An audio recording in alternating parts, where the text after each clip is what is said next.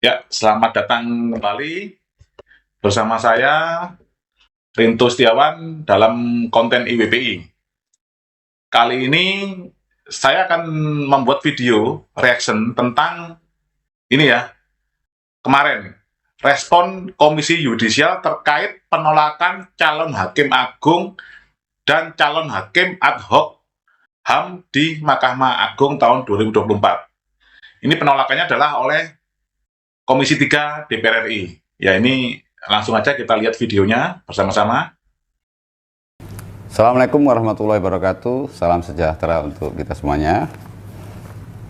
Saya atas nama Komisi Yudisial pada kesempatan ini ingin merespon pernyataan Komisi 3 DPR RI terkait penolakan 9 nama calon hakim agung dan 3 nama calon hakim ad hoc HAM yang telah diusulkan Komisi Yudisial untuk menjadi perhatian publik. Adapun hal-hal tersebut adalah pertama, bahwa sampai saat ini Komisi Yudisial belum menerima surat resmi dari Komisi 3 DPR RI terkait penolakan 9 calon hakim agung dan 3 calon hakim ad hoc HAM, sehingga kami belum tahu persis alasan penolakan semua calon tersebut. Ya, jadi ini teman-teman, ini dari Komisi Yudisial belum menerima hasil penolakan dari Komisi 3 DPR RI. Makanya Komisi Yudisial membuat ini ya, press conference untuk menjawab penolakan dari Komisi 3. Kita lanjutkan. Kedua, bahwa Komisi 3 telah memberikan pernyataan melalui media, sehingga Komisi Yudisial perlu merasa meluruskan adanya persepsi pelanggaran aturan seleksi calon hakim agung dan calon hakim ad hoc HAM, di mana disebutkan ada 2 calon hakim agung Kamar Tun khusus pajak yang tidak memenuhi syarat. Nah, ini teman-teman sekalian, Komisi Yudisial sudah membuat press release melalui media untuk menjawab dari penolakan calon hakim agung oleh Komisi 3 DPR RI. Ada 9 calon hakim agung ini yang ditolak, teman-teman. Nah, yang dibahas dari juru bicara dari KY ini yang kita simak adalah fokus pada 2 calon hakim agung khusus Kamar Tun Pajak. Ini kita lanjutkan lagi ya. Ini kenapa dari 9 hakim agung yang ditolak? Ini dalam press release kali ini itu membicarakan fokus khusus untuk calon hakim agung Kamar Tun Pajak. Kita lanjutkan. Selanjutnya, bahwa Komisi Yudisial secara konstitusional dalam pasal 24B Undang-Undang Dasar 1945 mempunyai wewenang mengusulkan pengangkatan hakim agung, dan Komisi Yudisial telah melakukan seleksi calon hakim agung dan calon hakim ad hoc sesuai prosedur dan ketentuan yang berlaku. Bahwa 2 calon hakim agung Kamar Tun khusus pajak yang tidak memenuhi syarat tersebut merupakan keputusan pleno untuk melakukan kelonggaran persyaratan administrasi atau diskresi berdasarkan pasal 22 Undang-Undang Nomor 30 Tahun 2014 tentang Administrasi Pemerintahan. Nah, ini teman-teman sekalian. Jadi menurut juru bicara dari KY, bahwa 2 calon hakim agung Kamar Tun khusus pajak ini diloloskan dengan menggunakan diskresi. Nah, ini uniknya kita lihat ya, diskresi yang digunakan oleh juru bicara dari KY adalah pasal 22 Undang-Undang Administrasi Pemerintahan. Ya, kita lihat ini pasal 22 Undang-Undang Administrasi Pemerintahan itu seperti apa, teman-teman. Nah, ini adalah Undang-Undang Administrasi Pemerintahan. Pasal 22 ini berbunyi yang ayat 1 ya. Diskresi hanya dapat dilakukan oleh pejabat pemerintahan yang berwenang. Dalam hal ini maksudnya adalah Komisi Yudisial itu sendiri. Ayat 2, setiap penggunaan diskresi pejabat pemerintahan bertujuan untuk melancarkan penyelenggaraan pemerintahan, mengisi kekosongan hukum, memberikan kepastian hukum, dan mengatasi stagnasi pemerintahan dalam keadaan tertentu guna kemanfaatan dan kepentingan umum. Coba kita lanjutkan lagi videonya. Yaitu melancarkan penyelenggaraan pemerintahan, mengisi kekosongan hukum, memberi kepastian hukum, dan mengatasi stagnasi pemerintahan dalam keadaan tertentu guna kemanfaatan dan kepentingan umum. Nah, berarti sesuai dengan pasal 22 tadi Undang-Undang AP yang ayat 2, teman-teman ya. Kita lanjutkan. Hal ini dilakukan karena secara normatif hakim pajak jalur karir berdasarkan Undang-Undang Nomor 3 Tahun 2009 tentang Mahkamah Agung adalah berpengalaman paling sedikit 20 tahun menjadi hakim. Namun pengadilan pajak baru dibentuk tahun 2002, yaitu berdasarkan Undang-Undang Nomor 14 Tahun 2002 tentang pengadilan pajak. Adapun disebutkan syarat usia minimal menjadi hakim pajak adalah 45 tahun. Dengan demikian, tidak ada hakim pajak berpengalaman 20 tahun menjadi hakim. Nah, jadi menurut Komisi Yudisial, teman-teman, pengadilan pajak ini kan dibentuk berdasarkan Undang-Undang Pengadilan Pajak tahun 2002.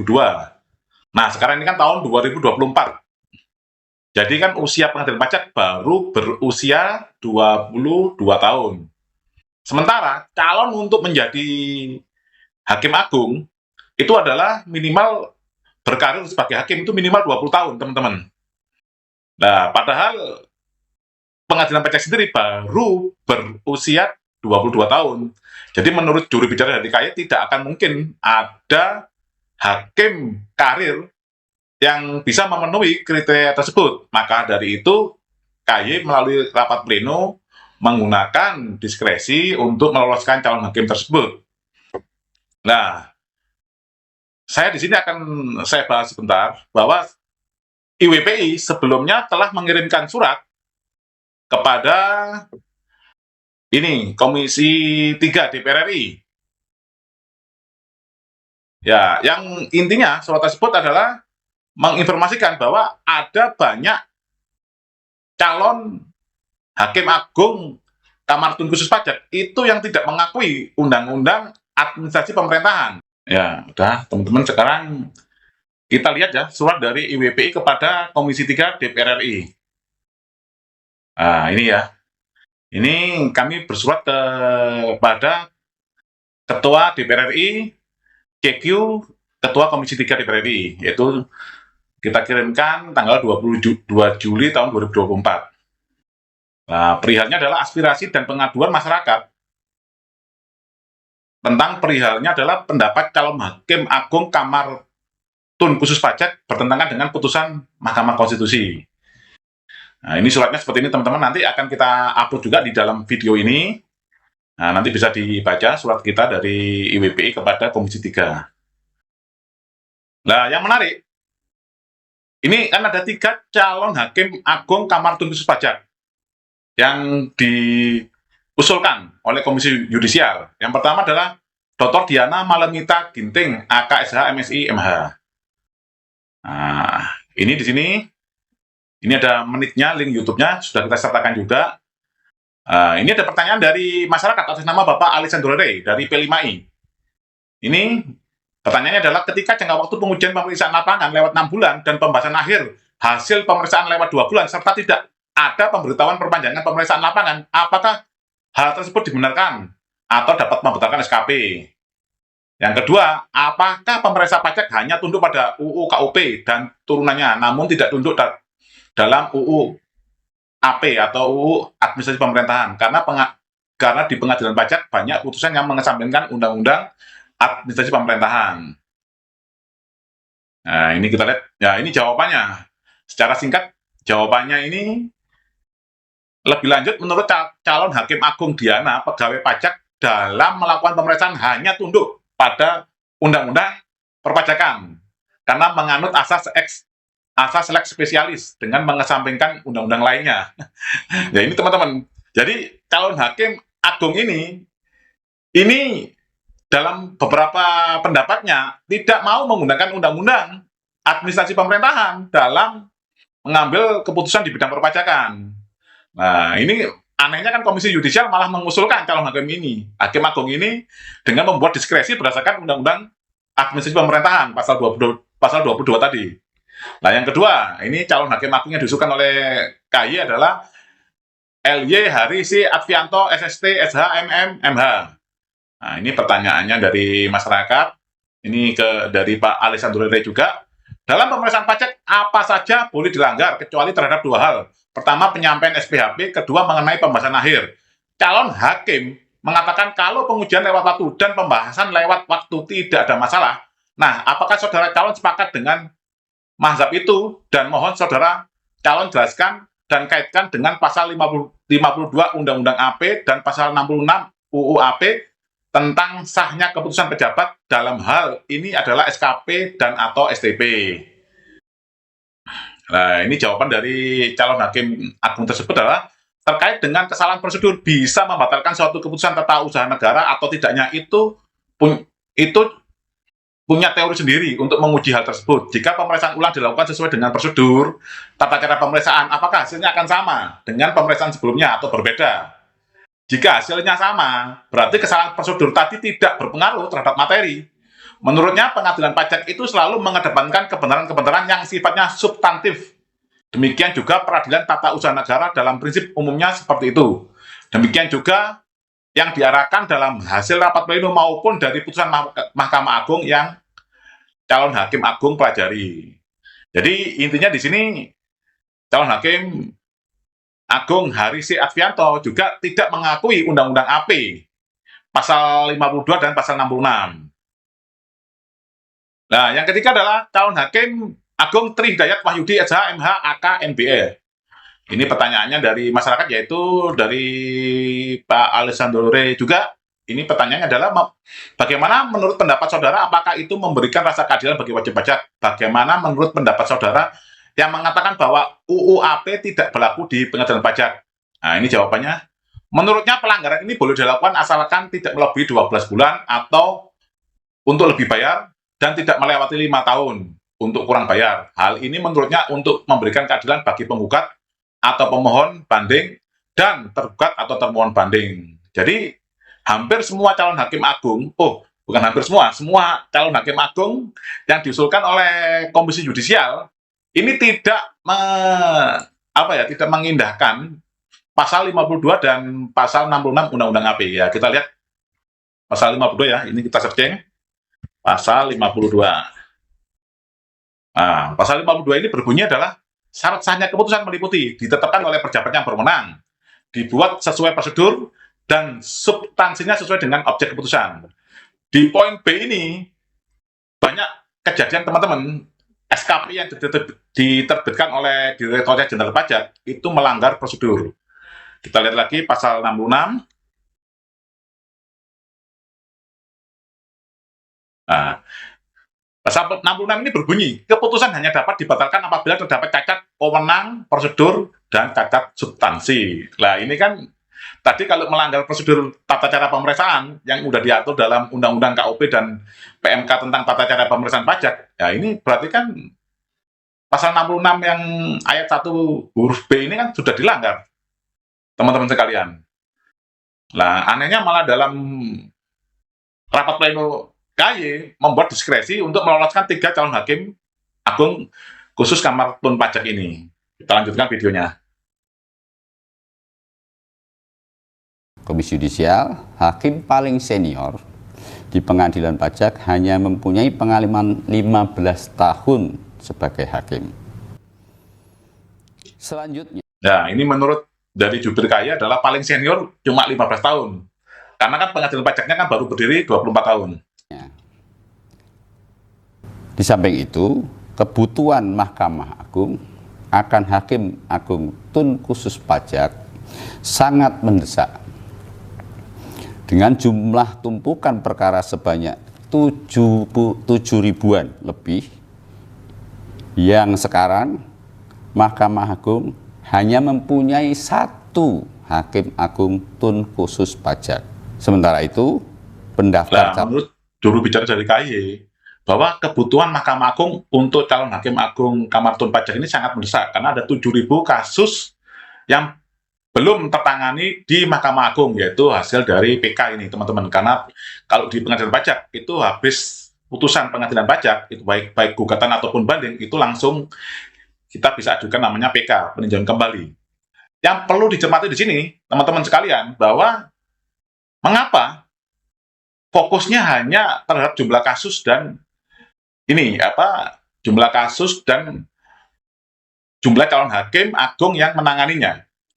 Padahal kalau kita mau telaah, teman-teman, di pengadilan pajak itu ada dua sebenarnya, ada gugatan sama ada banding. Cuman yang sering pemeriksa pajak dan teman-teman dari Direktorat Jenderal Pajak ajarkan kepada WP itu adanya cuman keberatan sama banding. Gugatan tidak pernah diajarkan, teman-teman.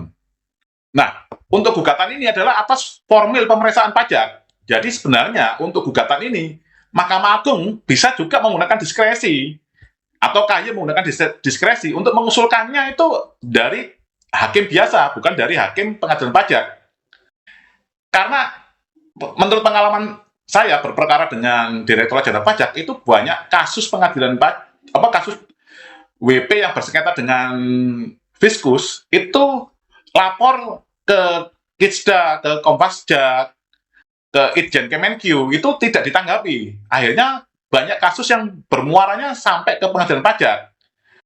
Nah, ini kalau dari teman-teman tidak cermati, ini sangat bahaya sekali. Nanti kita sudah berjuang susah payah di pengadilan pajak, kita menang. Ternyata nanti calon hakim agungnya, kalau DJP-nya melakukan PK, ketemu calon hakim agung yang seperti ini, yang tidak mengindahkan Undang-Undang AP, itu terutama pasal 52 dan pasal 66. Ya, kita lanjutkan lagi. Sementara itu, pendaftar calon hakim agung Kamar Tun khusus pajak sangat terbatas, sehingga diskresi tersebut diperlukan untuk memenuhi kebutuhan Mahkamah Agung. Selanjutnya, selain ketentuan tersebut, sudah ada preseden sebelumnya seleksi calon hakim agung di masa lalu dengan isu yang sama, yaitu pengangkatan 4 hakim agung militer yang belum memenuhi syarat 20 tahun. Terakhir, untuk selanjutnya, Komisi Yudisial menunggu surat resmi tentang penolakan semua calon hakim agung dan calon hakim ad hoc HAM tahun 2024 dari DPR RI, khususnya Komisi 3, di mana surat tersebut nantinya akan diplenokan untuk menentukan sikap kelembagaan Komisi Yudisial. Demikian yang bisa kami sampaikan, kurang lebihnya mohon maaf. Assalamualaikum warahmatullahi wabarakatuh. Ya, ini sudah selesai videonya, teman-teman. Ya, pendapat dari saya pribadi adalah mengapa dipersamakan dengan ini contoh kasus di calon hakim agung kamar militer. Ini sangat berbeda, teman-teman. Mungkin kalau yang di militer kita tidak tahu, karena untuk khusus yang di Kamar Tun Pajak ini, kami dari IWPI sudah mengirimkan surat ke Komisi 3. Mungkin dari surat kami itu dibaca oleh Komisi 3, dan Komisi 3 bisa mengartikan sendiri bahwa ada, selain pelanggaran pengalaman yang 20 tahun tadi, kompetensinya dari calon hakim agung Kamar Tun khusus pajak yang diajukan KAY ini juga sering melanggar Undang-Undang AP. Nah, ini ada apa, teman-teman? Ada apa judulnya? Kenapa KAY kok sampai langsung membela mati-matian dari calon hakim agung Kamar Tun khusus pajak? Karena yang kita bisa lihat, ini kita lihat sebentar ya, ini yang dari videonya dari Komisi 11, dari Komisi 3 DPR RI. Ini dari Ketua Komisi 3. Pimpinan dan anggota Komisi 3 DPR RI berdasarkan pandangan fraksi yang tadi dibacakan dan kemudian juga ditanyakan ulang oleh masing-masing fraksi dan pimpinan, maka Komisi 3 DPR RI tidak memberikan persetujuan secara keseluruhan terhadap calon hakim agung dan calon hakim ad hoc HAM pada Mahkamah Agung tahun 2024 yang diajukan oleh Komisi Yudisial kepada DPR RI dengan nomor surat 1653 garing PIM garing RH titik 01 titik 07 garing 07 garing 2024. Saya ulangi, tidak memberikan persetujuan secara keseluruhan terhadap calon hakim. Yes, kenceng ini. Nah, ini kita lihat teman-teman. Ini yang ditolak ini adalah semuanya. Cuman dalam konferensi pers kali ini dari juru bicara dari KAY hanya fokus pada 2 calon hakim agung khusus Kamar Pajak.